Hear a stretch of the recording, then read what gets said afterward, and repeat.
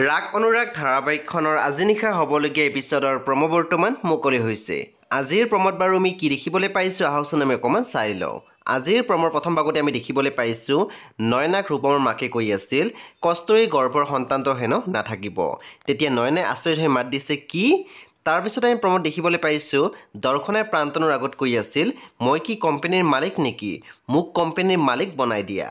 তাৰপিছত আমি প্ৰম'ত দেখিবলৈ পাইছোঁ স্মিতাই জেঠাইৰ আগত কৈ আছিল দৰ্শনাক যে কথাবোৰ কৈছিলোঁ কামত দিছে। আজি প্ৰান্তনক তাই কোম্পানীৰ মালিক হোৱা কথা কৈছে। তাৰপিছত আমি প্ৰম'ত দেখিবলৈ পাইছোঁ ভাৱনাই কুণ্ডিলক কৈ আছিল আপুনি মোক কি বুলি ভাবিছে? মই কি এইখন ঘৰৰ কাম কৰা মানুহ নেকি?